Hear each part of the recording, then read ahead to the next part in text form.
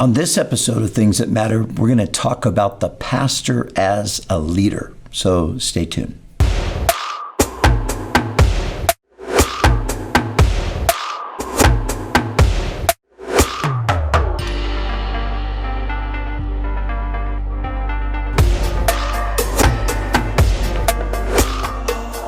Hi, and welcome to this episode of Things That Matter. It's great to be with you today, and great to be here in the studio once again with my good friends Richard Cimino and John Hwang.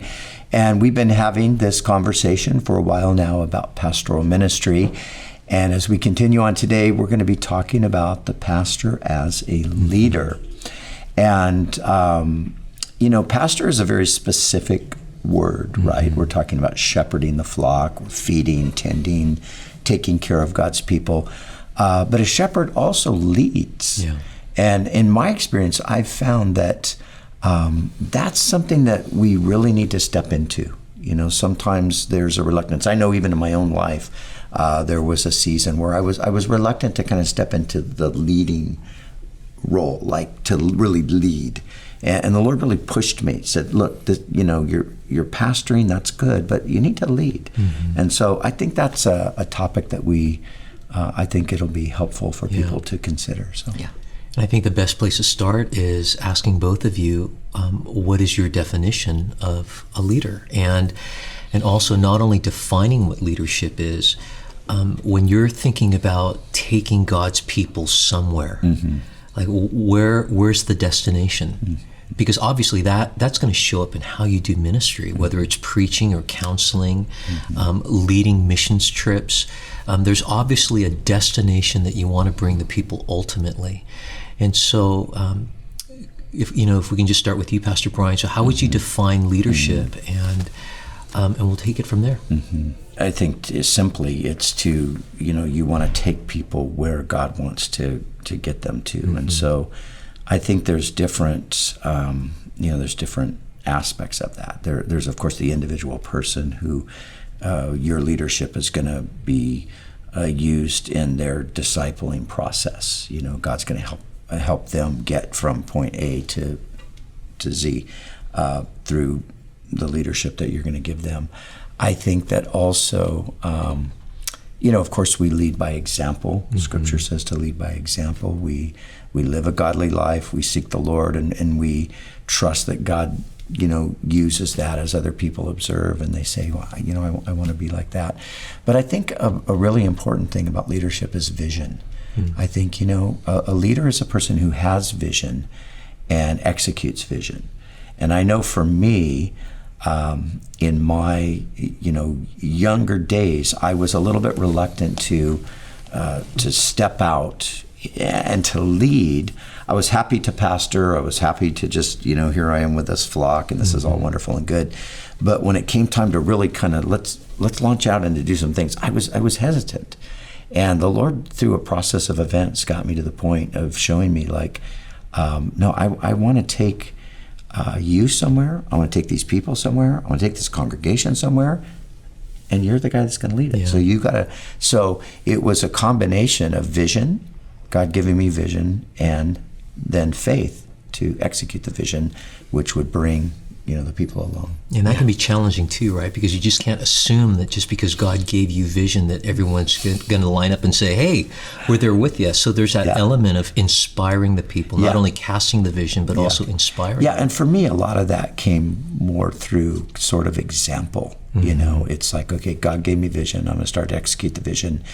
And then people just saw it and thought, I like that vision. I want to get on board with it. Well, it was believable. Yeah, stuff was happening. Yeah. God was blessing. He was doing things. That's awesome. How about you, Richard? Well, we were just last night, we were in 1 Thessalonians, and, Paul's writing to the congregation as a whole, but he's talking to them about their leaders. And he says, we ask you, brothers, to respect those who labor among you and are over you in the Lord, and who admonish you. And that word over you, if you read it wrong, you could think it's like this heavy-handed, now they're over you, and some people would abuse that, right? But the word means to be placed in front of, or to be placed over. And then it's the same word that Paul uses in Romans 12:8. He who leads, it's the same word, he who leads should do it with diligence. And if our congregation sees us diligently moving in the direction God has called us to, then they're going to go, I believe he's being led by the Lord. And one of the things that I always fear is like making a mess of it. Like, so, but that will paralyze you from acting in faith on what the Lord has put in your heart to do. But leading implies you are moving in a direction. Yeah.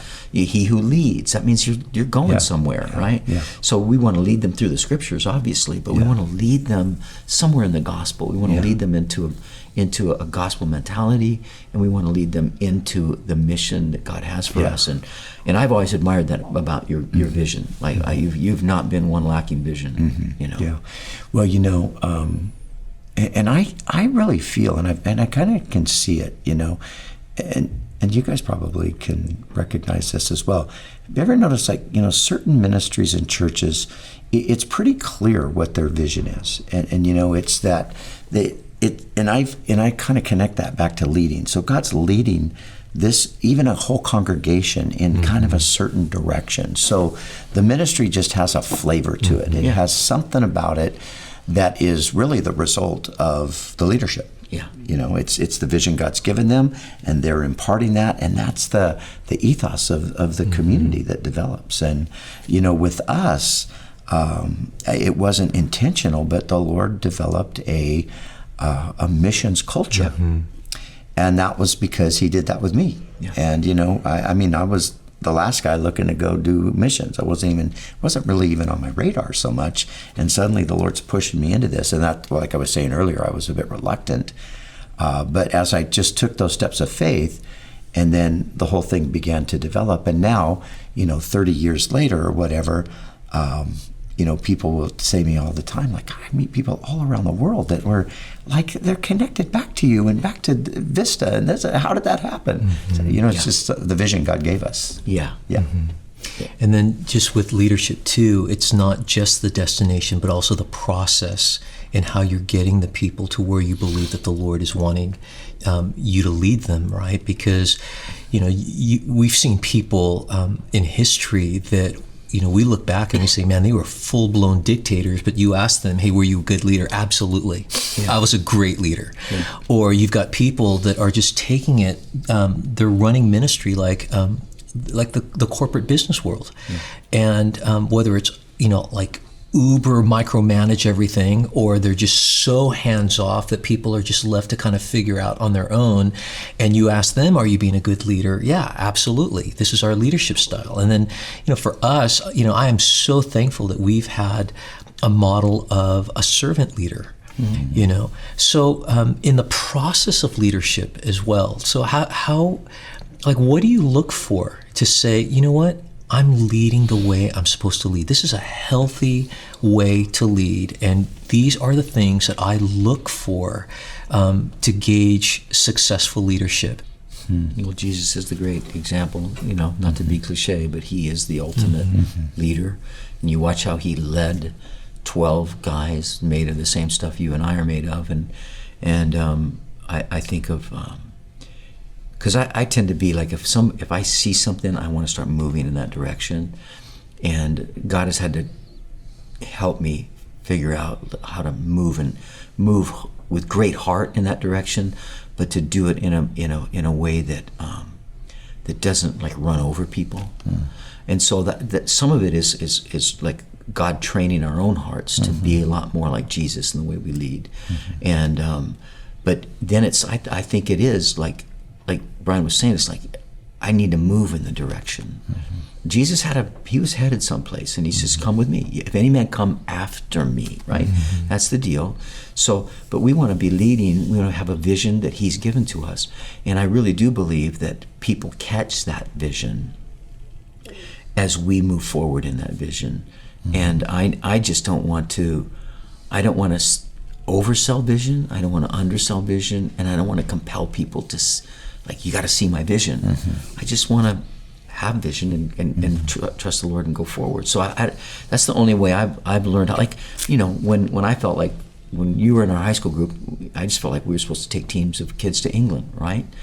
And how many guys out of that came out of those trips came out thinking, I want to do this for my life, right? I had no idea that would become their vision, but a vision will birth vision in other people. So, and I can't, how many guys now that just because of your vision for missions, Brian, they're all over the world serving Jesus. Yeah, and I think, just to answer that question, because like you said, John, I mean, it can be all very subjective, right? And you just, I mean, you think, man, I'm the best leader ever. Look where we're going, look what we're doing, and then you're not even looking behind you to see all the bodies that are strewn here and there. So, so that's where, I mean, obviously humility is the number one. That's the number one factor in real godly leadership, right? I mean, Jesus is God; He's the leader, but He's meek and humble in heart as well. And I think, well, okay, that's where we really need to start.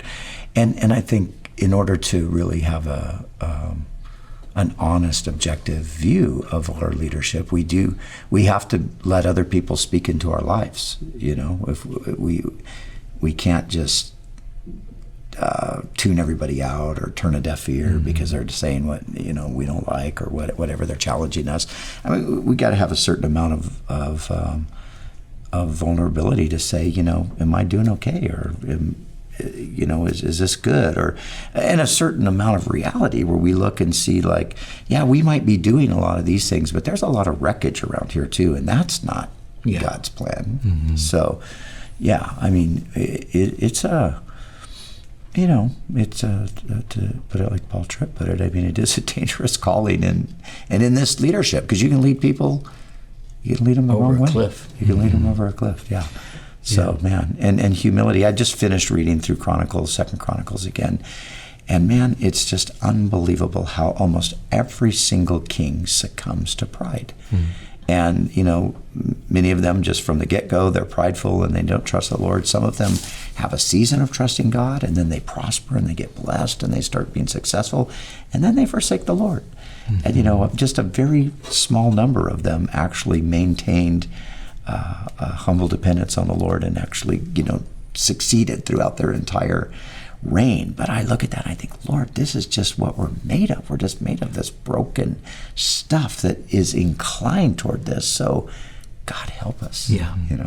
And I think what you're talking about, Brian, like people who can speak into our lives. Earlier when John was talking, I was thinking about, like, if God's given you vision, He's gonna supply that vision with the necessary components. And so I was thinking, like, pastoral team, like who are the guys that are around you? Like what do they share your vision, and then are they the guys that God goes, you need this piece, you need this human being here that I've gifted, and they're going to be a component of your vision.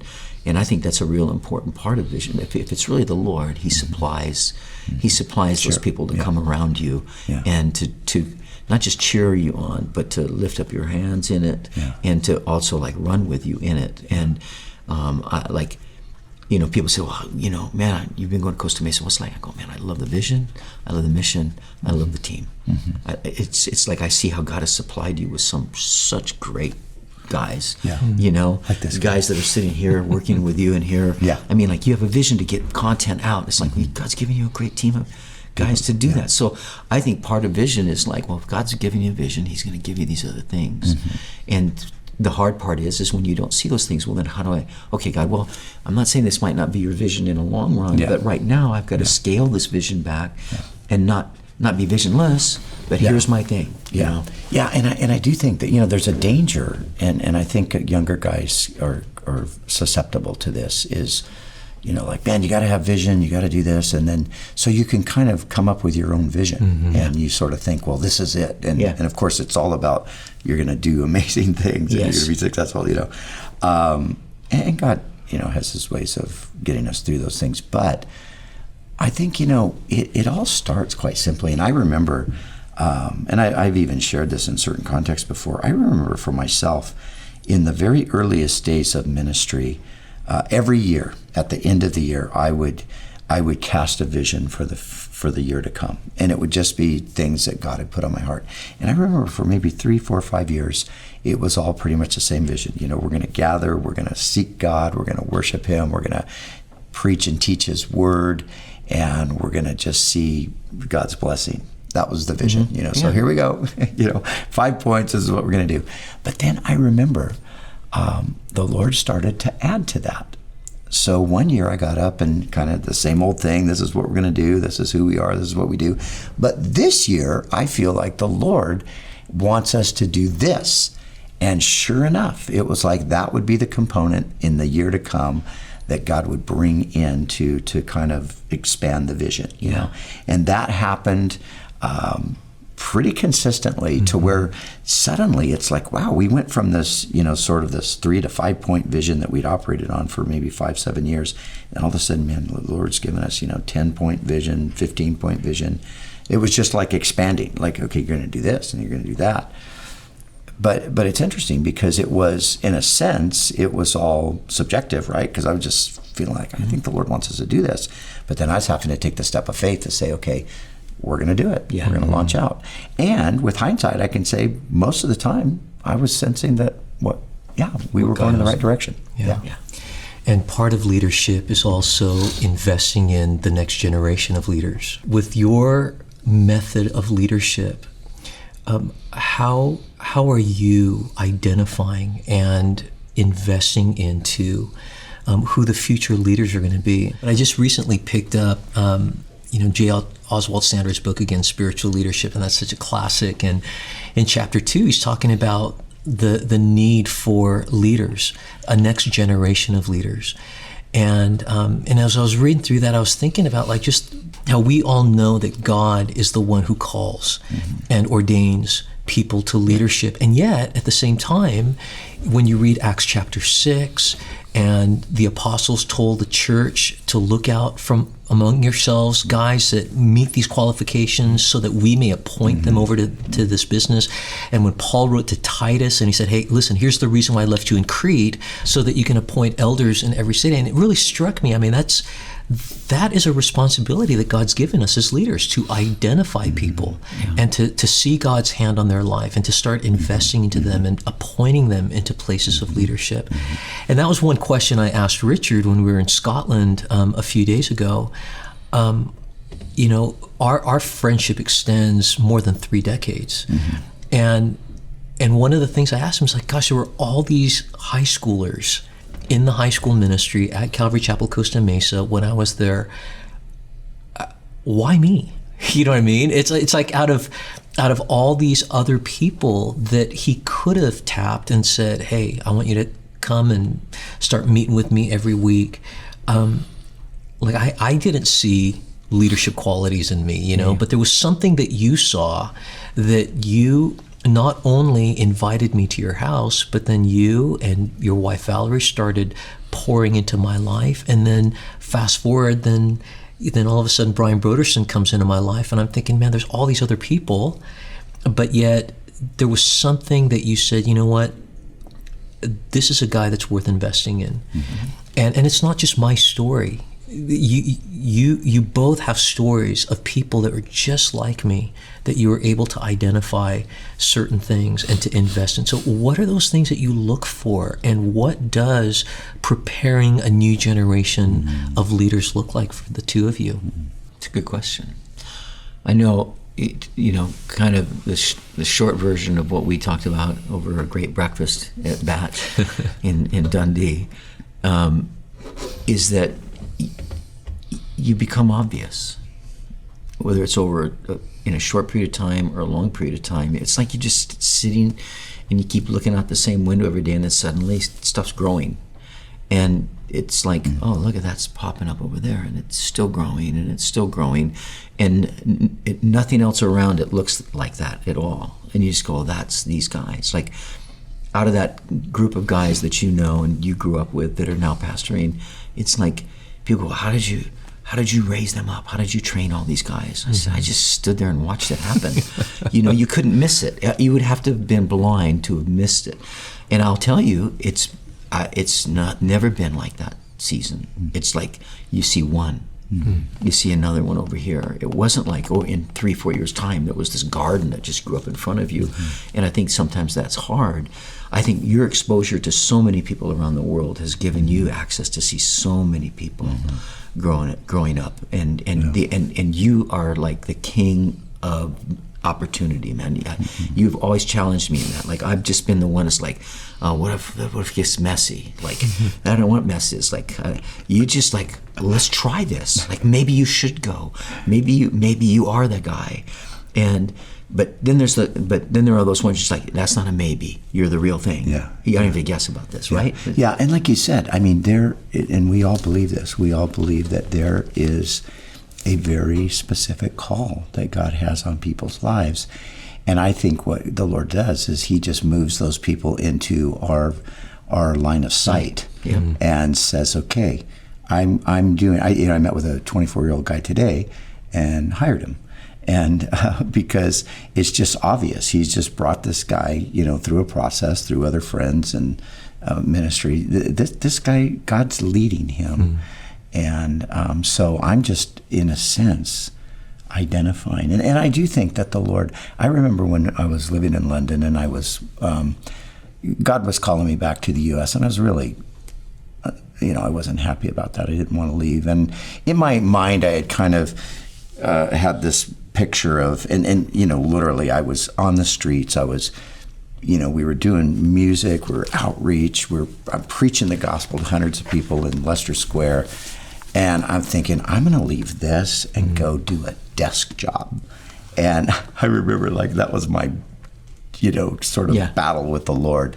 And Lord, I don't want to go be an administrator and, all of this sort of thing. And the Lord spoke to me in such a great way. He said, Brian, you don't understand what the gift of administration even is. I've gifted you to identify my hand in people's lives. Yes, he has. And I'm going to use you to help get those people where I need them to go. And it kind of like comforted me. It's like, okay, I'm not going to just go sit behind a desk. I'm going to, because that was sort of the contrast to me. It's like, I'm in the trenches fighting here, or I'm going to go, sit behind a desk and look at the map. And the Lord said, no, you're gonna take these gifts I've given you, and you're gonna help other people I've gifted get where I want them to go. Yeah, that's great. Well, let me just say one thing.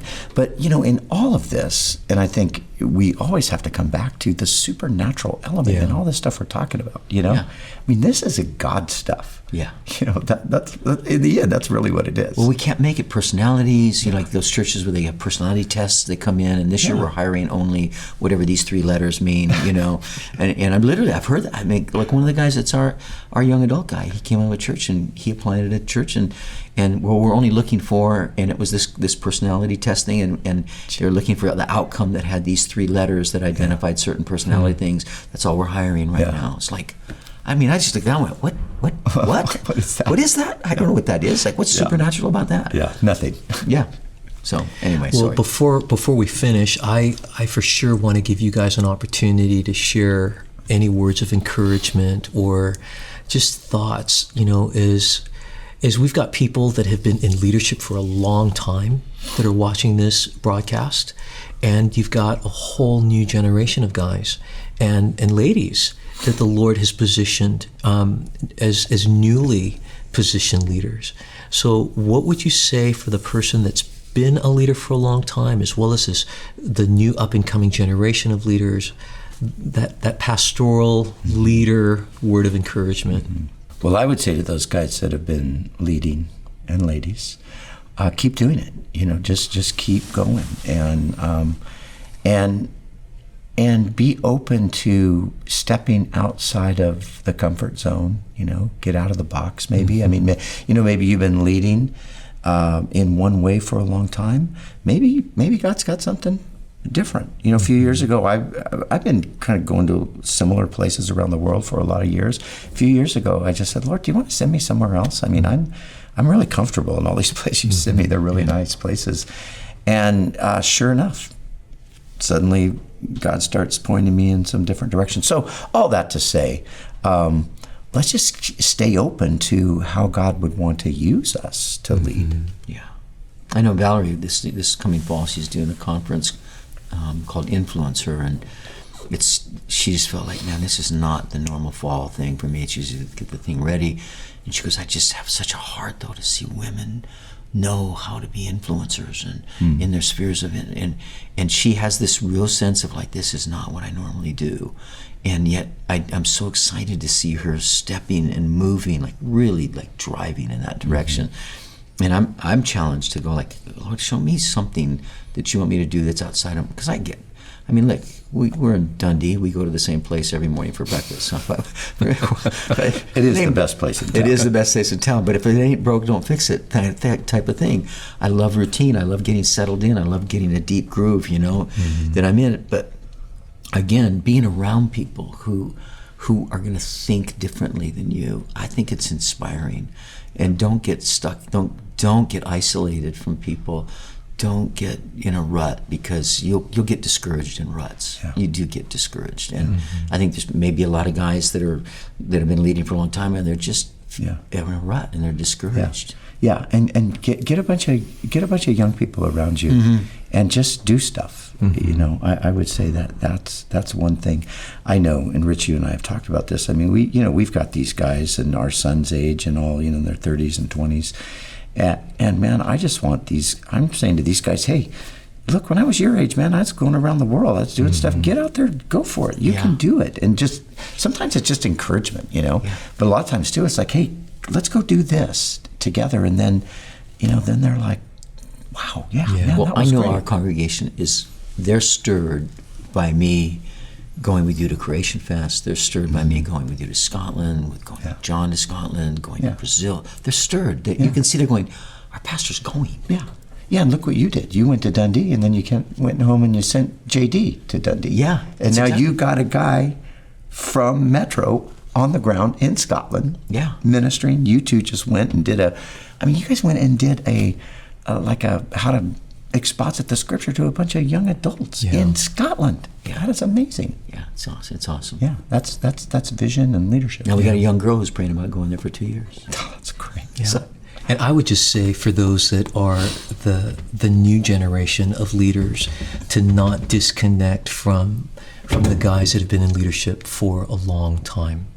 I think that sometimes the temptation is to say, well, their method of leadership is archaic. There's nothing that we could learn from them. And, I just remember when I was starting out in ministry and at that early age, you think that you've got it all figured out.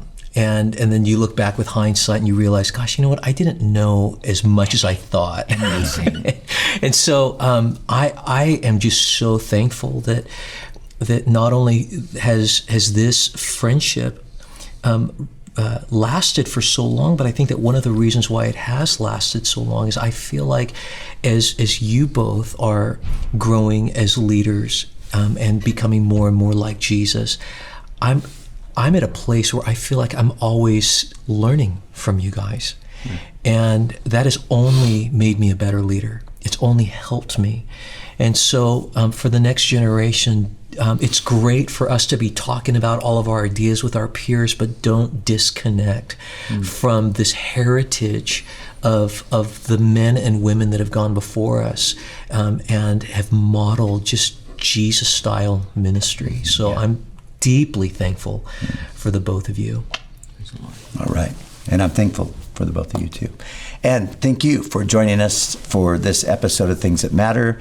And it's great having these discussions together, and hope that this is an encouragement to many of you out there. So till next time, God bless you.